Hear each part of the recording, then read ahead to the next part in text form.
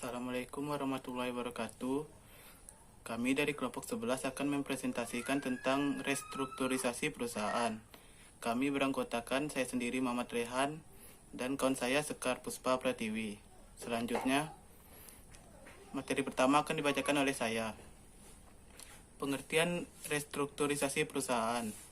Pada umumnya, istilah restrukturisasi perusahaan digunakan jika perusahaan ingin melakukan perbaikan secara menyeluruh, dan tujuannya adalah untuk memperbaiki dan memaksimalkan kinerja perusahaan.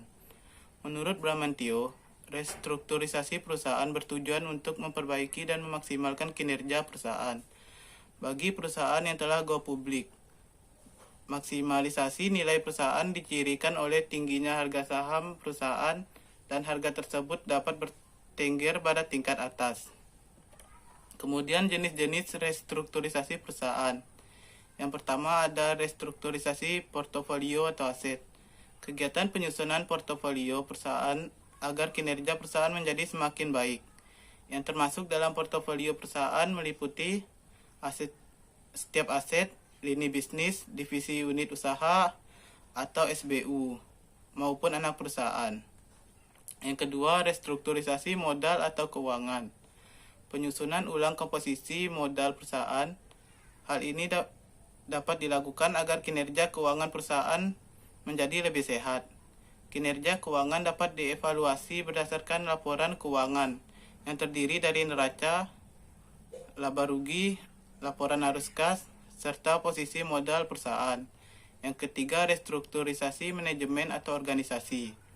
Penyusunan ulang komposisi manajemen, struktur organisasi, pembagian kerja, sistem operasional, atau hal lainnya yang berkaitan dengan masalah manajerial dan organisasi. Dalam hal restrukturisasi manajemen atau organisasi, perbaikan kinerja dapat diperoleh dengan berbagai cara. Di antaranya adalah dengan pelaksanaan yang lebih efisien dan efektif, pembagian wewenang yang lebih baik, dan kompetensi staf yang lebih mampu menjawab permasalahan di setiap unit kerja. Selanjutnya, bentuk-bentuk restrukturisasi perusahaan. Yang pertama ada merger.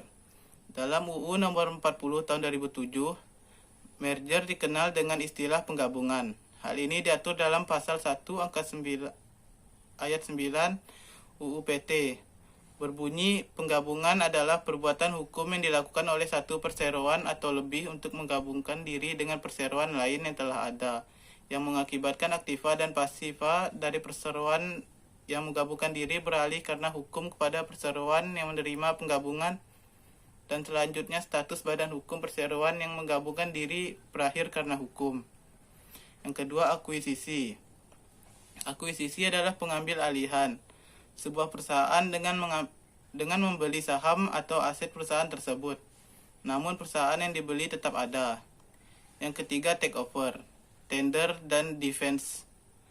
Takeover merupakan suatu istilah yang dipakai dalam dunia perbankan.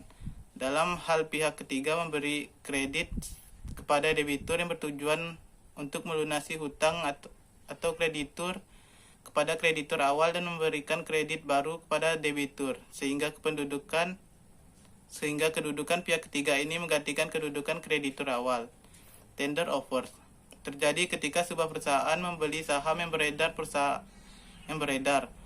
lain tanpa persetujuan manajemen target firm, dan disebut tender offer karena merupakan hostile takeover. Target firm akan tetap bertahan selama tetap ada penolakan terhadap penawaran. Banyak tender offer yang kemudian berubah menjadi merger karena bidding firm berhasil mengambil alih kontrol target firm. Selanjutnya akan dibacakan oleh teman saya, Sekar. Untuk restrukturisasi perusahaan, 4 divestasi. Divestasi adalah pengurangan beberapa jenis aset baik dalam bentuk finansial atau barang, dapat pula disebut penjualan dari bisnis yang dimiliki oleh perusahaan. Ini adalah kebalikan dari investasi pada aset yang baru. 5. Leveraged buyout. Leveraged buyout merupakan pembelian perusahaan atau divisi bisnis yang teknik pembiayaannya sebagian besar bersumber dari hutang. Mengapa LBO dapat meningkatkan nilai perusahaan? Manajemen bekerja Underforce untuk tidak hanya bisa membayar hutang tapi juga mampu menghasilkan keuntungan bagi perusahaan. Jika nantinya manajer berubah menjadi pemilik, maka ada motivasi yang kuat untuk bekerja karena keuntungan yang diperoleh oleh perusahaan yang dinikmati sendiri. Alasan pentingnya melakukan restrukturisasi: 1. Adanya masalah hukum, desentralisasi atau monopoli.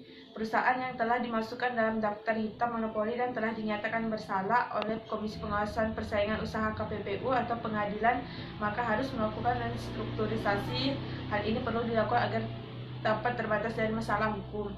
2. Adanya tuntutan pasar dan masalah geografis. Di era perdagangan bebas, produsen dari manapun boleh masuk Indonesia. Hal ini menuntut suatu korporasi atau perusahaan untuk memenuhi tuntutan konsumen, diantaranya menyangkut tentang kenyamanan, kecepatan pelayanan, ketersediaan produk, dan nilai tambah yang dirasakan oleh konsumen.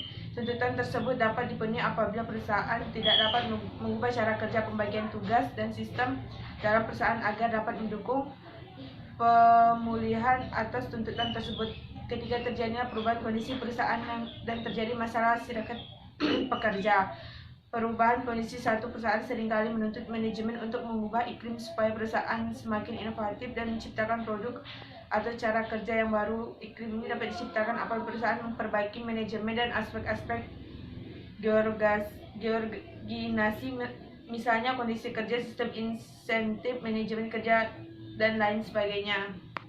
Alasan pentingnya melakukan restrukturisasi: 4. Hubungan holding dan anak perusahaan dapat menstigmatisasi menerapkan operating holding system, dan induk perusahaan dapat terjun ke dalam keputusan operasional anak perusahaan. Semakin besar ukuran suatu perusahaan, maka holding perlu bergeser dan berlaku sebagai supporting holding. Supporting holding hanya mengambil keputusan penting dalam rangka mendukung anak perusahaan agar bekinerja dengan secara baik. Perlunya melakukan image perusahaan dan fleksibilitas manajemen. Perusahaan seringkali mengganti logo perusahaan dalam rangka menciptakan image yang baru, atau bisa juga memperbaiki image yang selama ini melekat. Manajemen perusahaan seringkali mengganti logo perusahaan dalam rangka menciptakan image yang baru, atau bisa juga memperbaiki image yang selama ini melekat. Style korporasi. Selain itu, manajemen seringkali menginstruksi diri supaya cara kerja lebih lincah, pengambilan keputusan lebih cepat dan berbaikan, dan bisa dilakukan secara cepat tepat guna. 6. Pergeseran kepemilikan atau akses modal lebih baik.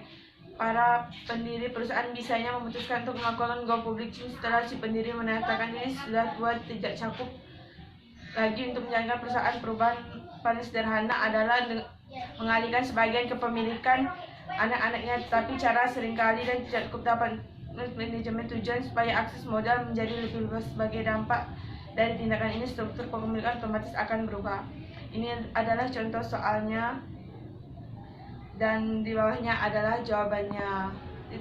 Di situ terdapat biaya komisi, biaya akuntan, biaya hukum, biaya penerbitan saham, biaya pengeluaran saham, biaya pendaftaran saham.